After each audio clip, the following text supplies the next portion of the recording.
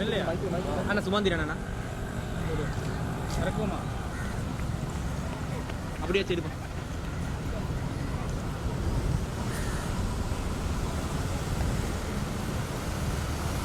அண்ணா சுமந்தி sir நாங்கள் 3 விஷயங்கள் சம்பந்தமாக ஜனாதிபதி பேசுகிறோம். டவுன் பேசுகிற மக்களுடைய அரசியல் பேரவை இது ஏன் உருவாக்கப்பட்டது, இதனுடைய நோக்கம் என்ன, பொதுவாக டவுன் பேசுகிற மக்களுக்கு பிரச்சனை பற்றி பேசுகிறதை சொன்னோம்.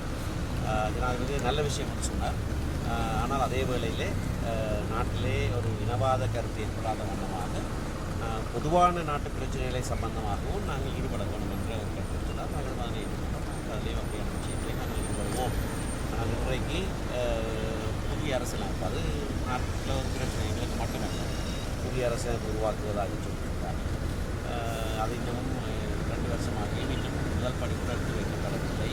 அதுக்கு அவர் சொன்னார், இல்லை செய்வோம், கொஞ்சம் காலதாமதமாகிவிட்டது, பிரைவேட் அதிகார ஜனாதிபதியை நிச்சயமாக ஒழிப்பேன், அது வெகு விரைவிலே அந்த படிமுறைகள் ஆரம்பமாகும் என்று சொன்னார். மாகாண சபை தேர்தல் உடனடியாக வைக்க வேண்டும் என்ற மிகவும் அழுத்தம் திட்டமாக நாங்கள் சொல்லியிருந்தோம்.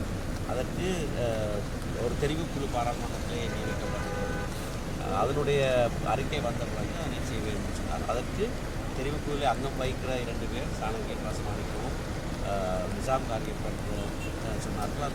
அந்த தெரிவுக்குழுவிலே எந்த முடிவும் வராது, அது நேரம் விரயமாக்குவதற்காக உருவாக்கப்பட்ட ஒரு குழு என்பதை தெளிவாக சொன்னார்கள். அதுக்கு பிறகு அவர் சொன்னார், அந்த தெரிவுக்குழு தலைவரோடு நாங்கள் இன்றைக்கு பேசிவிட்டு அது சம்பந்தமாக என்ன நடவடிக்கை என்பதை பற்றி எங்களுக்கு அறிய தருவதாக சொன்னார். நிலப்பிரச்சனை, காணி பிரச்சனை சம்பந்தமாக நேரம் விளையாடினோம். அனைத்து காணிகளும் மக்களுடைய தனியார் காணிகள் அவமதிக்கப்பட்டுள்ளது, அனைத்தும் விடுவிக்கப்பட வேண்டும் என்ற கொள்கையிலே தான் இன்னமும் இருப்பதாக சொன்னார். இராணுவத்திலே ஒரு அறிக்கையை கேட்டிருக்கிறாராம், ஏன் இந்த நிலங்களில் விடுவிக்கப்பட முடியாமல் இருப்பதற்கான காரணத்தை சொல்லும்படியாக ஒரு அறிக்கையை கூறியிருக்கிறார் என்று சொன்னார். ஆகவே அது நிச்சயமாக நடக்கும் என்று சொல்கிறார். மலையகத்தை பொறுத்தவரையிலே அந்த மக்களுக்கு காணியே கிடையாது. அது பற்றி பேசுகிறபோது அதுக்கு திருப்திகரமான பதில் கிடைக்கவில்லை. அது அந்த கம்பெனிகளுக்கு அந்த காணியை கொடுத்து கொண்டாடினாலே அவர்களோடு பேசித்தான் அந்த சொல்லியிருக்கிறார். The Pioneer News website is based in Sri Lanka.